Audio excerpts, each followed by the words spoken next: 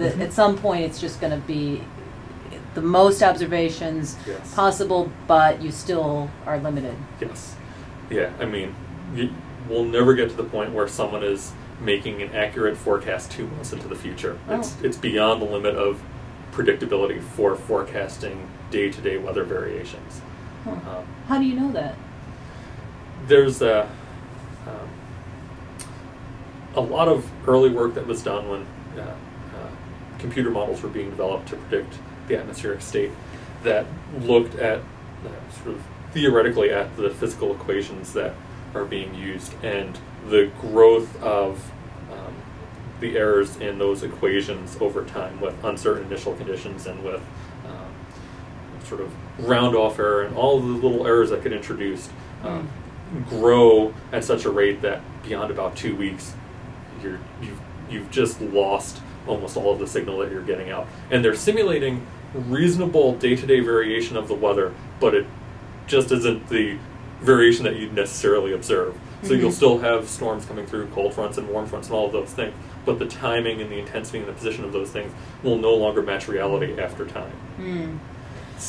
Okay, so if it's going to be impossible to predict weather more than 2 weeks or so, then what are these climate people doing trying to tell us what's going to happen in the next 10 years? Okay, so this is one of the big misconceptions when I talk to my freshman students. So the example I like to give is it's December back in Colorado now, and I can tell my students with a lot of confidence that come June the temperature is going to be in the 90s again.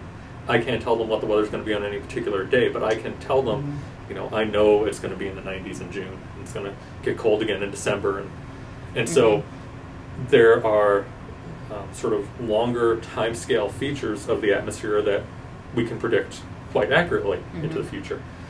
Sort of the mean state. We know it gets warm in the summer, it gets cold in the winter. We have a sense of what the transition seasons, spring and fall, are like. And so that's what the climate models are really relying on. They're making predictions of this longer term state of the atmosphere. And they're not telling you on any particular day that we're going to have this big storm or it's going to be 100 degrees, but they're giving you a representation of a reasonable evolution of weather events that average together give you a good picture of the climate. Like a trend or something. Right. And so that's what we're looking at. Yeah. And those climate models are forced with basically to run a climate model. It's a global model.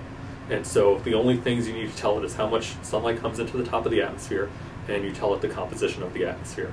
So for the future predictions, we change the composition of the atmosphere with increased greenhouse gases, carbon dioxide and methane and all of those things. And with that as input, those models will then predict how the atmosphere and the entire climate system will respond to the annual cycle of solar radiation coming in.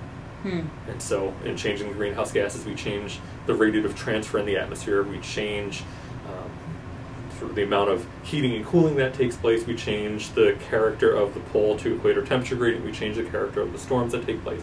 And so that's what those models are predicting. And those are all things that are well constrained by our knowledge of how the atmosphere and how the climate system works. And so it's sort of a separate problem from forecasting the weather. I want to know sort of the average state of weather at some future time, middle of the 21st century, the end of the 21st century. And those are things that we can predict, but we can't predict the day-to-day weather. So I'm sure you've heard this question a million times.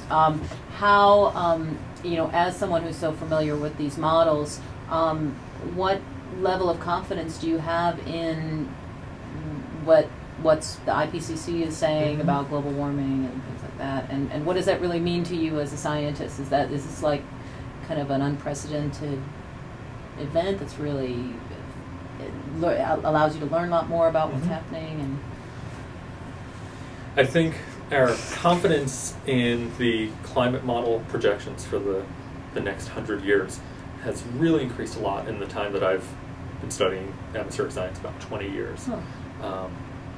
And that increased confidence has come from a lot of different avenues. One is just basic research into the atmospheric processes that are important, and taking that research and applying it to develop more complete and more physically realistic climate models. And so our climate models now take into account not just the physical laws that govern the atmosphere, but include how the ocean responds, how sea ice changes, how the land surface responds.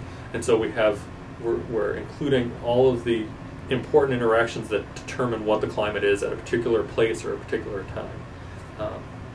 So that's one thing. Our models have improved a lot. They produce a very realistic simulations of the current climate. And so the thinking is that if we can simulate the current climate well, we can simulate future climate well also. You know, if we have some estimate of how the composition of the atmosphere is changing, how greenhouse gases are changing, we expect that the models will give you a reasonable estimate of what the climate system will look like with those new conditions. The other thing that I think gives us a lot of confidence is that there are climate modeling centers around the world that all have their own models that have been developed more or less independently. And so we have a lot of different computer models that represent the climate system. And when you have 20 models that are all giving you the same type of results, they're indicating the same types of things, it increases your confidence a lot that the results you're seeing from any one model is not just a fluke, that there's this consistency. And weather forecasters do the same thing. Forecasting in the United States, there are probably 4 or 5 weather forecast models that are used, and a forecaster will look at those models, and if they're all telling him the same thing, he has a lot more confidence in his forecast. Well, that's what's happening with the climate models, that they're all starting to point in the same direction, and they're all telling us about the same things, and so that increases our confidence. And we can say, well, here's the range of what the climate models tell us. They're all telling us the globe's going to be warmer at the end of the 21st century than at the start of the 21st century. And here's the range of numbers. And that range is starting to narrow down as well. So I think we're really sort of focusing in and getting a nice estimate of what's happening. And what do you think about this? I mean, do you think that it's going to be possible to, I mean, is it a major problem? Is it possible to reverse it, just based on your understanding of this stuff? There are going to be people and places that benefit from climate change, and there are people and places that will not benefit from climate change. The things that concern me, the loss of sea ice in the Arctic, which changes the Arctic physical environment, a lot of changes. The animals that can live there, and it puts a lot of environments at risk for massive change. I'm concerned about melting of glaciers and ice sheets and the rise in sea level that comes from that. I think particularly Greenland has shown some rather large changes just in the last 5 or 10 years, with increased flow of the ice sheet into the ocean, greater calving rates. And those are things that we don't have a good handle on yet, that we can't model the dynamics of ice sheet flow very well.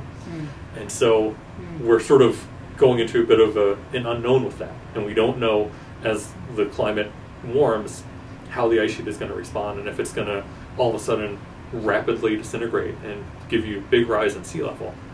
So the IPCC report that came out was criticized as being too conservative in that they didn't